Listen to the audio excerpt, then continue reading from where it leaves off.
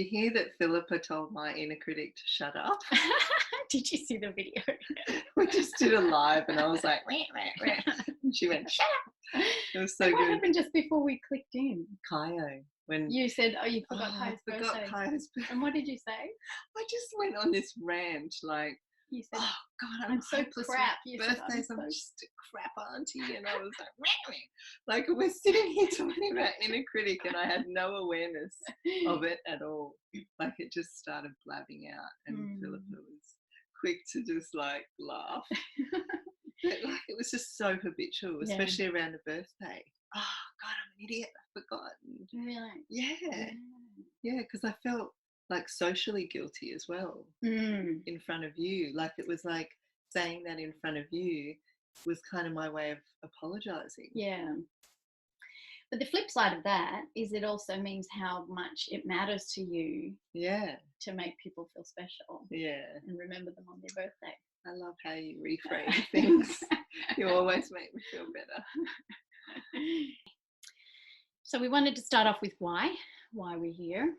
And I think we both agree that our why is shared in that we've both been through a lot in the last 5 years. And we want to share with other people the tools that we've learnt and developed and practiced and continue to practice that have helped us to cope with these life challenges. So just going into that, then we'll share a little bit about the challenges we faced. But I just want to start with a bit of my background. I've been an educator for 30 years, mainly in English language teaching in Japan and Australia and online, so people from all over the world, all cultures, and from probably 2-year-olds to 85 or 87, I think was my oldest student. Small groups, one-on-ones, 100 people. So I've had a lot of experience presenting and educating and training. And what I have found throughout that whole career in teaching was that connection is the foundation of everything. So when my own life came to a kind of a crisis point after the birth of my second child, just all the pressures of life and mortgage and marriage and family things, and I found that I really needed to start to develop some coping tools. And it started with communication. So I started studying nonviolent communication about 7 years ago, and I'm now an internationally certified trainer in nonviolent communication, which is also known as compassionate communication. And basically it's about connection. So that's my kind of main river.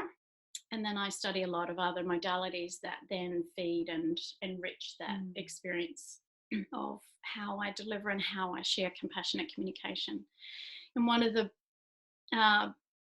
big impacts for me was studying compassion-focused therapy with Professor Paul Gilbert from England. And this is the process that we're going to be sharing with you today, is the inner critic process. I grew up in quite a toxic, abusive, blended family environment. And so when I first went in to meet my inner critic, really what I met was an internalized abuser. So that's just a little disclaimer about today, that you have to really go at your own pace and just to what's comfortable for you. And so that if you do this process for yourself or with a friend, you just need to go gently to where you feel comfortable. So when I was able to go in and meet the inner critic, it was so transformative.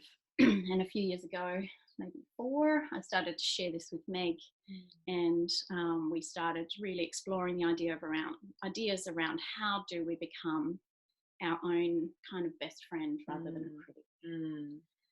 So Meg and I both gone through the deaths of our husbands. So both Baz and Kosuke had cancer. Meg went through that about 4 years ago, so she's been 5 years ago.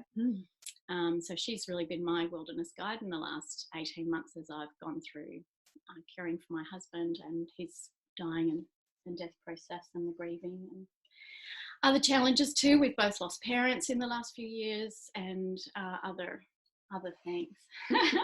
So many speed bumps. Over to you. That's right, the speed bumps of life. So just to Yeah. sort of round that up, basically my passion is now that I just really want to show up in my life. I feel like I've been catapulted into a whole new life, and connection is where it's all at. You know, we're humans, we're here, this is what we're here for. And so I just really want to focus on living to my fullest potential and supporting my friends and loved ones and community friends around the world to do the same, because I just think life is so much better when we're in it together. It is. It's been, you know, such a pleasure and so much admiration to be sitting in the, I've called it the front row of Philippa's life. And there's always been, you know, in amongst the challenge, the ability to reframe things and see things in a compassionate way, but with some framework, so that I can keep myself safe from my own inner critic, because it's been pretty harsh too, and a big motivator.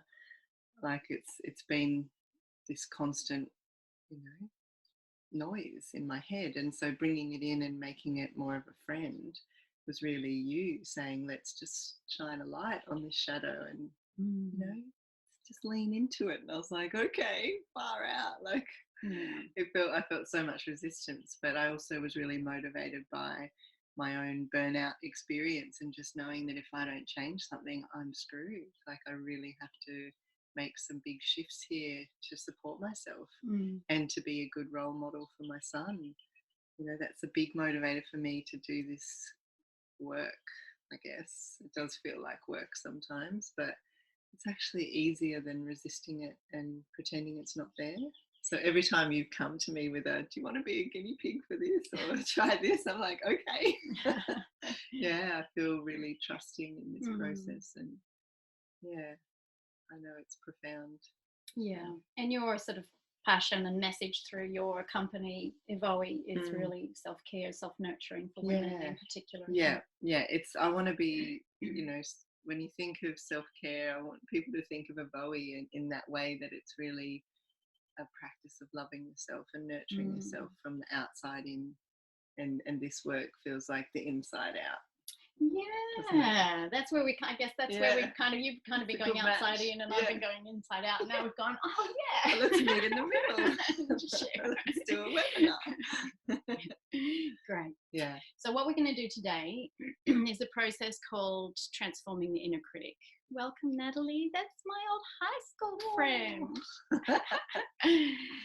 You can open your chat window if you like, and you're all welcome to write messages in the chat space. As I said before, I did some studies with Professor Paul Gilbert from England. He was a very well-known psychologist, and in using mostly cognitive behavioural therapy. And then people started referring really difficult cases to him. Hi, Natalie. And what he found was that the sort of rational cognitive understanding of trying to make sense of their lives wasn't really helping them to get past their blocks. And so one day he just had this realization and said, well, how does the voice inside your head sound? Because the person was saying to him, well, look, I understand I haven't been a failure. Of course, I know that rationally, but I still feel like a failure. And he said, how does the voice inside your head talk to you? And the person demonstrated this really harsh, critical voice, like you know, swearing, you idiot.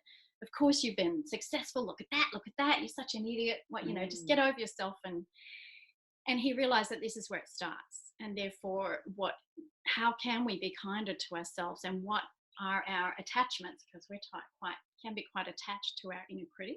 So we're going to explore that a little bit. So what I would just want to start with is a little experiment that I would invite you all to join in as well. And that's just to sort of connect with the feeling of kindness. So Meg, I'm going to ask you to close your eyes, and everyone, you can either keep watching or close your eyes and just start breathing. So the key is really getting into the body. That can be a little challenging for people. So sometimes holding something tactile, like, you know, like a furry tennis ball or something like that, just to help ease into the body if you're not used to doing that. And then just take some breaths. So feeling the chair that you're sitting on, knowing that the chair is sitting on the floor. The floor is in your house, the building that you're in, it's anchored into the ground. You've got all of this support underneath you. You've got all the air around you, the spaciousness of the sky above the building that you're in. So you're really well protected and safe. And just take your attention into your feet, into your left toes. And just wiggle your toes.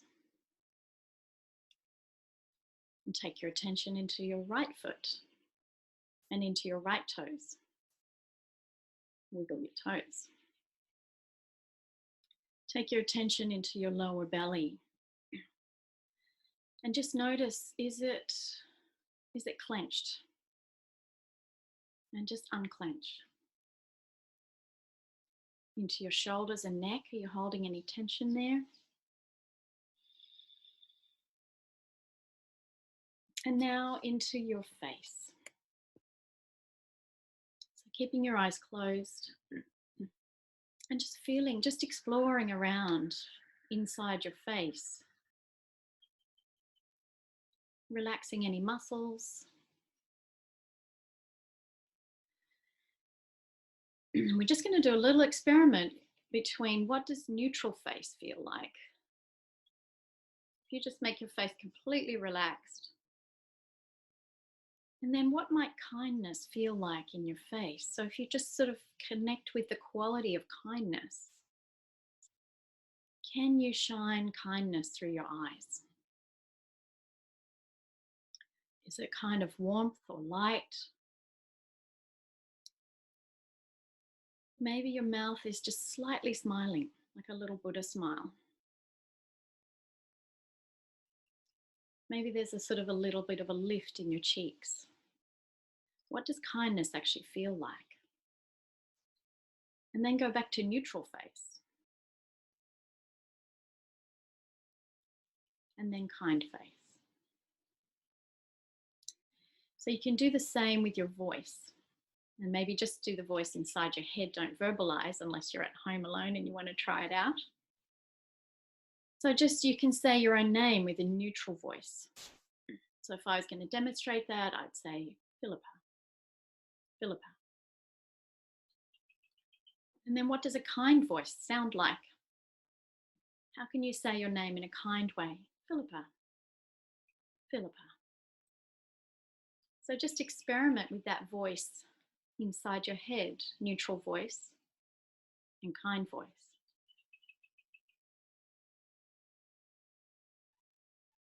Okay. You love that. Do you want to just share a little bit about that? Oh, just often when I say my name, Megan, I've got all this like feel judgment around my name for some reason, and to say Megan, like with the kind lilt, it's like such a difference. Yeah. You can also do it with yes and no, like even just experimenting, like we'll just do this now a little bit. We'll start with no. So just feel, if you close your eyes again, just feel how no feels in your body. No. No. So just feel it, just listen and feel it. That's all right. No. No. No. Keep your eyes closed. All right. Yes. Yes. Yes. Do you feel a difference? Mm-hmm. Yeah. So with no, how would you describe the experience in your body? Oh, a bit jarring, a bit like rejected, or like that kind of feeling. Yeah, pulling back, so kind of a contracting. What about yes? Yeah, relaxing. Like you yawn, so your nervous system's relaxing. Oh, she said yes. So basically words have energy. And this is part of changing the voice inside your head and how you talk to yourself. So we're going to go into the inner critic now. And basically this is just the voice that's been internalized from all the people in your childhood who spoke to you harshly, Maybe it was parents, maybe it was teachers, maybe it was other students at school. Yeah. Just whoever was harsh, this is what we internalize as sort of the normal way to speak to ourselves. And certainly the family that I grew up in, that was a big, I mean, there was sweet as well, so we had both, but it was a lot of a lot of criticism.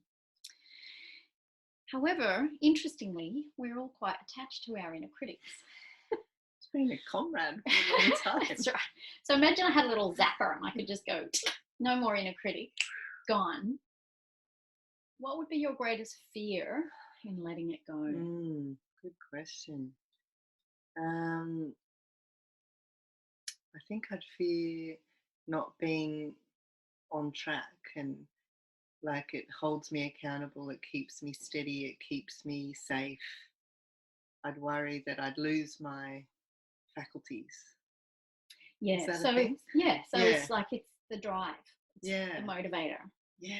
So we have 3 particular systems or main systems in our body or our psychology. One is our drive system. It's sort of the excitement, the motivation, the energy. Another one is our calming, soothing system. And then we have our threat system. And so for a lot of people, particularly people with a strong inner critic, the threat system is larger. So you could even do this as an experiment with yourself of three circles and just try and work out which ones, what the sizes are in your life. So particularly for me, the threat was the biggest one, and it's taken me a long time to try and get more balance. I mean, we need our threat system to protect us from danger. What's the other one again? The drive, sort of excitement, you know, the like motivate, like inspired. Yeah, inspiration and drive. And then there's calming and soothing. Right. Yeah, that doesn't motivate me very much. Right. You think it does. It does, I guess. So the fear is if I get rid of my inner critic, I'll just be a blob. I'll give up. Yeah. I won't have any motivation. I'll be apathetic. I won't be able to get stuff done. Yeah. Yeah. So what I'd like you to do now is just close your eyes. And we're just going to see if there's a kind of like an image that comes to mind, and we're going to connect it to a situation. So think of something that you have been self-critical about recently. Oh my God, there's so much. And I'd invite you all to do the same. Something that you've been self-critical about that's triggered self-criticism. Something specific. Yes, yeah. A specific moment when you felt really self-critical, and probably what's most alive right now. So whatever jumps to mind. There's that, I always have this feeling like it's here, and it's like this scratchy, staticky, like, who are you to think you can write a book? And okay, so let's start with the situation. So the situation is Meg has just written a book. Yeah. And well, not, it was ages ago. Well, you've been preparing to launch your book. Meg's and preparing. I've been holding back. Because of your fear of launching it into the world. I guess so, yeah. And so there's an inner critical voice around. Yeah, okay. So do you have a sense of what that looks like, that inner critic? Is there an image that springs to mind?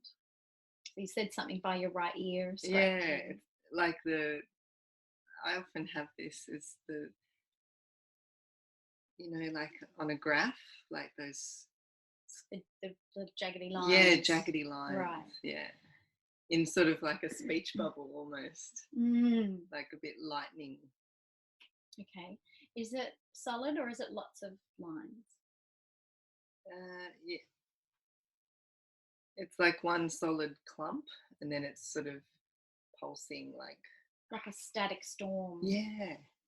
Yeah. Okay. And it's by your right ear. Yeah.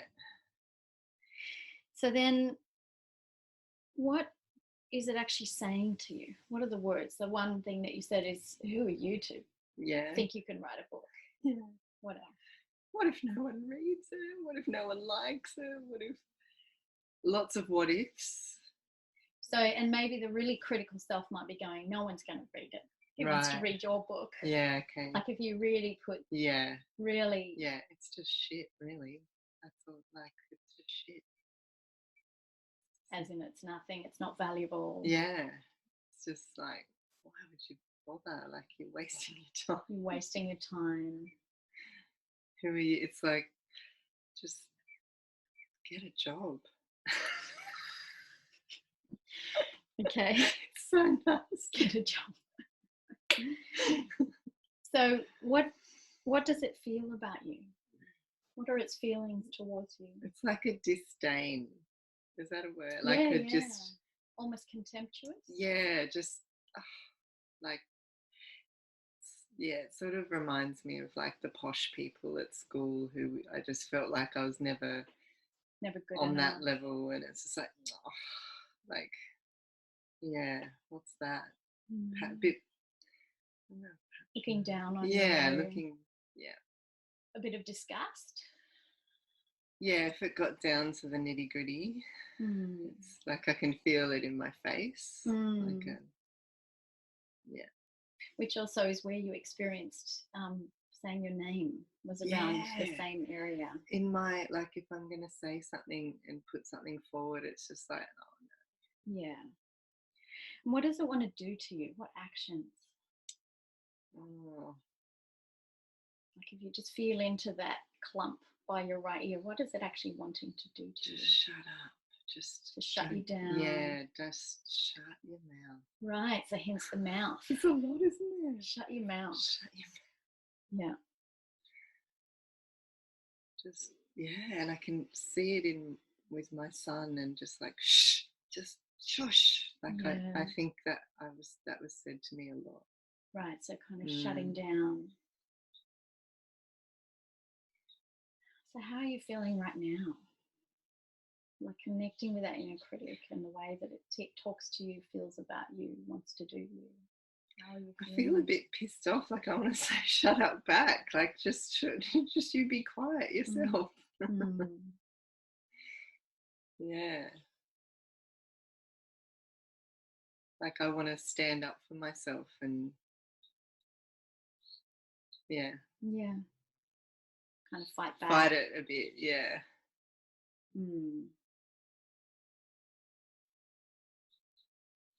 Yeah. Like a bit rebellious. Yeah. Okay. But also scared. Like I was thinking about, maybe I should shut up because it's scary to say what I want to say. In your book. Yeah. Yeah, so maybe it's right. I should just be quiet. So it's also you feel quite vulnerable and exposed in a way? Well, yeah, like it's trying to protect me from being exposed. Yeah.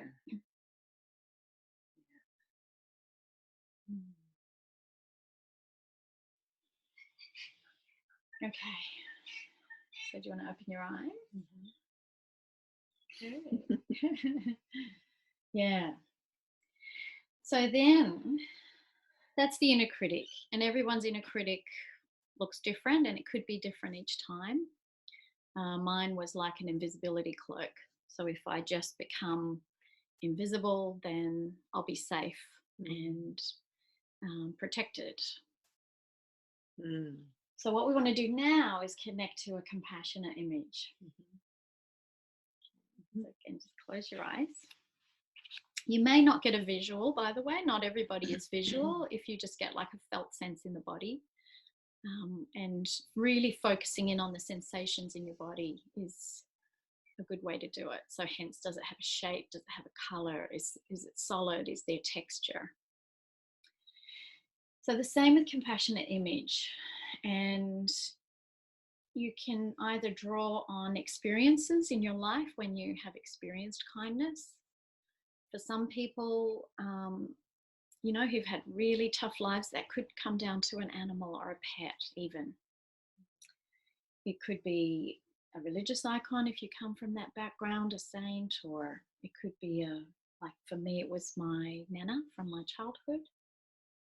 So if you just can bring some kind of image to mind that would help you connect with compassion and kindness? Does anything come to mind? Well, I always think of my grandma, Okay. but this time I feel like I got a bit more visual around like this cornflower blue dress that she used to wear and her dressing table and how often I would sit at her dressing table and she'd let me like go through her drawers and stuff. I was just so stoked. And I'd look in the mirror and I'd play, dress ups and put powder on, and she never got cranky at me for doing that. And she didn't shut you down. No. Yeah. I forgot that. Like, it was the first thing I thought of when I closed my eyes was that dressing table. Yeah. So what does this part of you wish for you, want to help you with? So here she is, letting you play with all the things in her dressing table. And she's not shutting you down. What does she want to help you with? Oh, I'm allowed. Like, I'm allowed to speak and be heard and be seen. Kind of the freedom to express yourself. Yeah, and what's the word, permission? Like, because I saw her as an authority, so like having her permission feels just like a big relief. You have the permission to be you. Yeah. So she looks like your grandma in the cornflower blue dress, the dressing table. What's she actually saying to you? Just then I thought this really practical, like she was pretty straight as well, and she said, "You're not going to die from telling this story. Like, it's not going to kill you. Right. Like, literally, you won't die from sharing." So, like, how hard can it be? Just, it's okay. Yeah. So it's okay to be you. Yeah. Just be yourself. Yeah. Tell your story. Yeah. It's not gonna kill you. What does she feel for you? What does this compassionate image feel for you? It feels a bit excited. She feels excited? Yeah. Because you're stepping out and you're going to tell your story. Yeah, just a bit like, yeah. Cheering you on. Yeah, a bit like a cheerleader more than... So fully supportive, accepting, loving. I can do no wrong in her eyes. You can do no wrong. She would always say that. And physically, what does she want to do for you? Well, it's that squeeze from behind, like at the dresser, like she'd come in and squeeze me. I wish I had a photo of that. Like, I can just imagine her coming in from behind and giving me a cuddle. And you just gestured to your left ear. Isn't that interesting? Whereas the critic is on your right side. So how do you feel now? Well, more in that quadrant of like excited to take action. Yeah, rather than... So you've sort of, through the self-soothing, now you feel like your drive, your motivated, excited drive system I feel a is bit activated. Excited. Yeah. Because the threat system's been reduced. Yeah, and I'm allowed. Like, yeah. Good. Okay. Well done. So, yeah. So what I'd like you to do is imagine you have a child and you're taking your child for the first time to go to school, and you go to the first school.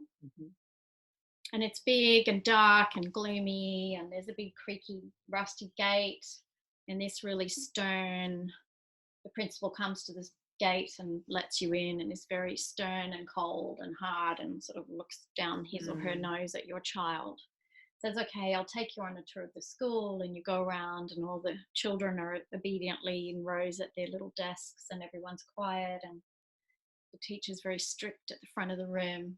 And the principal explains to you, we're really hard, strict with our students here. We don't let them get away with anything. We just keep them doing exactly what they have to do, and this is how we succeed. This is the school of conformity and getting it done and being pushed to do your absolute best, and we have strict punishments here. Okay, so you go to the second school, and this beautiful, soft, loving, kind person with twinkly eyes, welcomes you through the gate. There's a beautiful garden, and you get the picture. And all the children are running and playing happily, and this principal says we raise our students with love, and we find that we encourage them to do their very best and to be kind to each other and to find their own unique gifts to deliver to the world, and this is what we're all about. Which school do you choose for your child? The latter. Yeah, I mean, it's a no-brainer.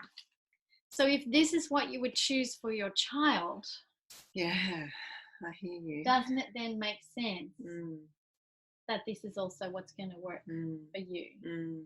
That you've got much more chance of really getting your book out there into the world with that loving, kind, supportive grandma.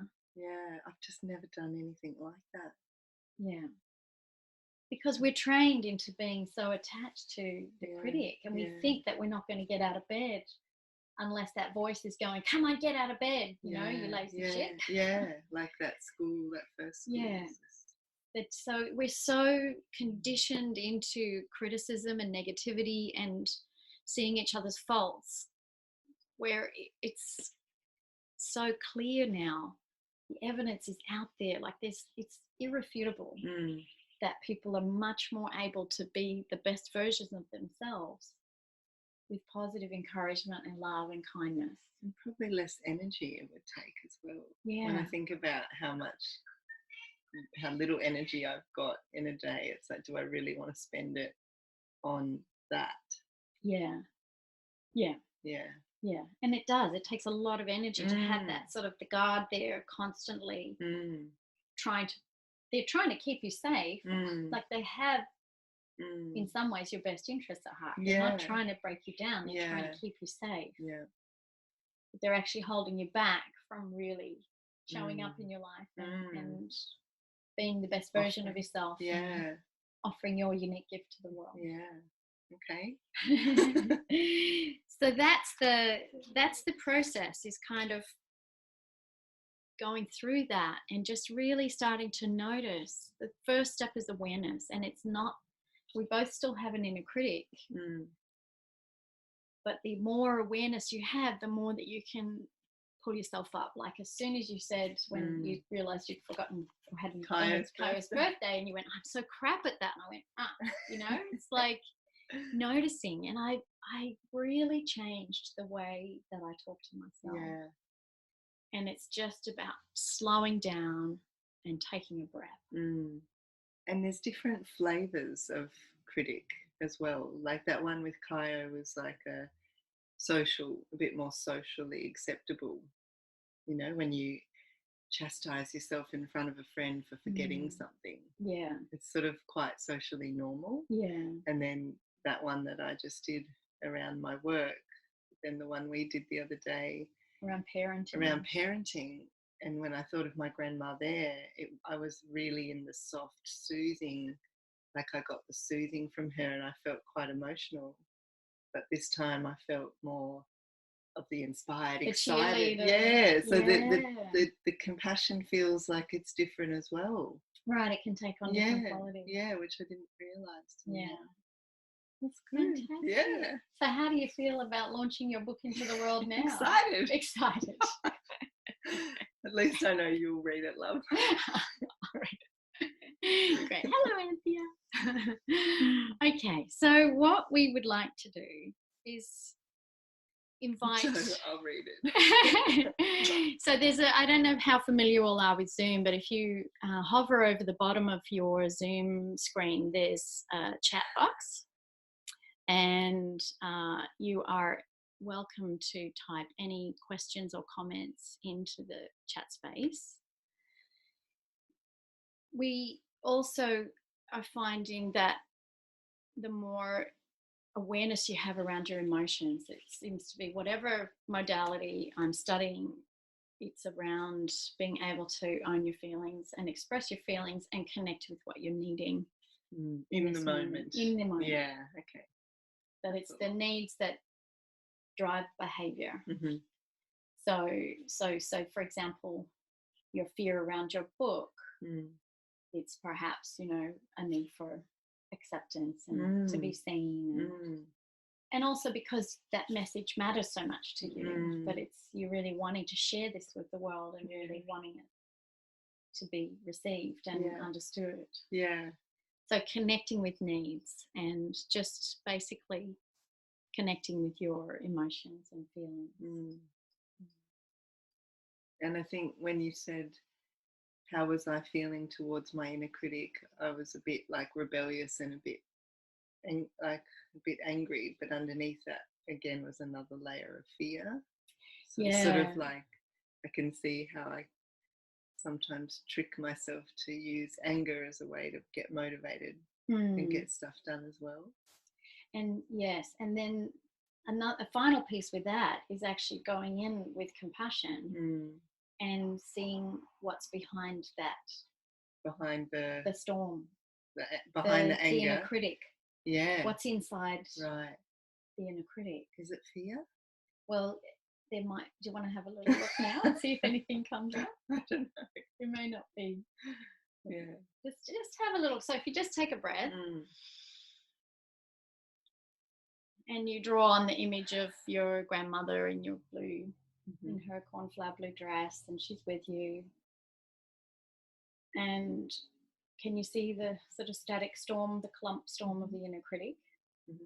And just turn towards it and just looking at it with compassion and curiosity.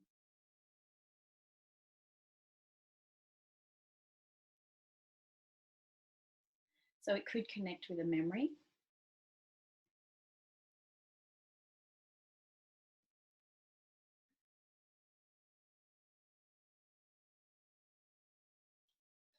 Where is it coming from?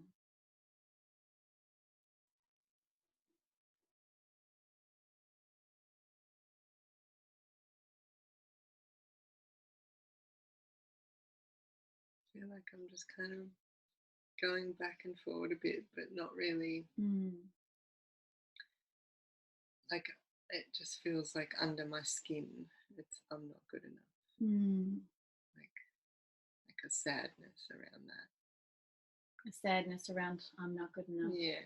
It's right. It's gone. Like, it's weaved. Its way. Yeah, it's like it's weaved all the way through. Right throughout your body. Yeah, and right throughout. If I try and think of myself as a little girl, like I can just feel it. Like I think of Willem's age, 3.5 even. It's like, oh, did I think I wasn't good enough then even? So it's almost like a sort of a matted web of vines of shame all the way through your body. Yeah, like under my skin, just never.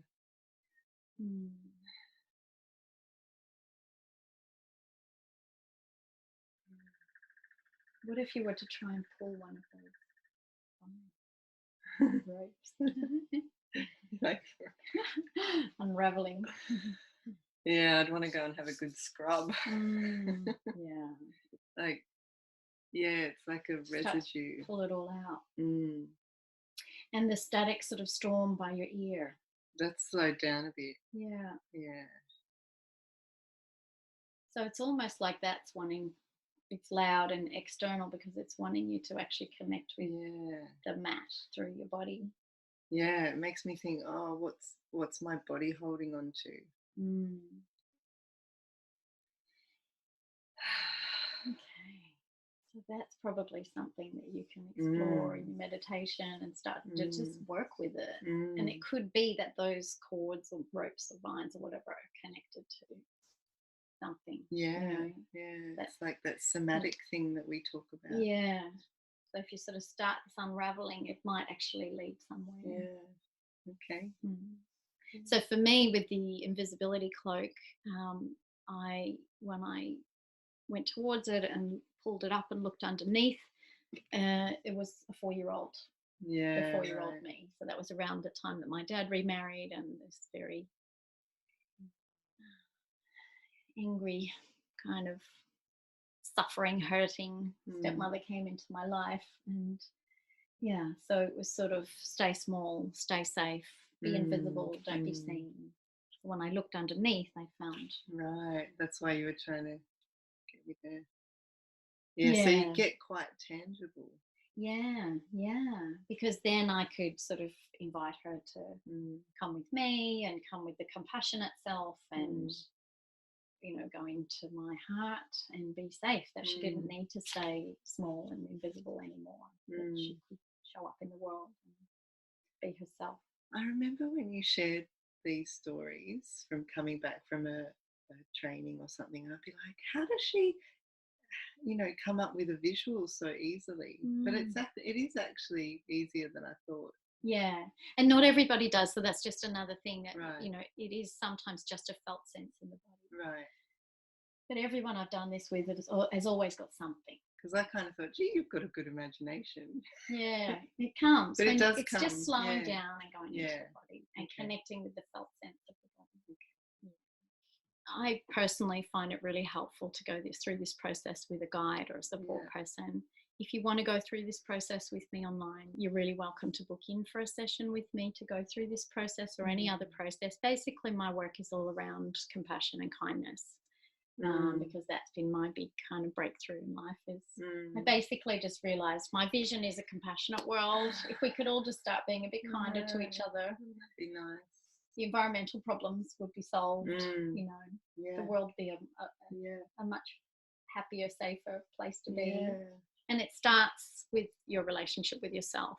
Basically, how much the research has shown now, like Brene Brown's work, the shame and empathy researcher, that you can only love another person as much as you love yourself.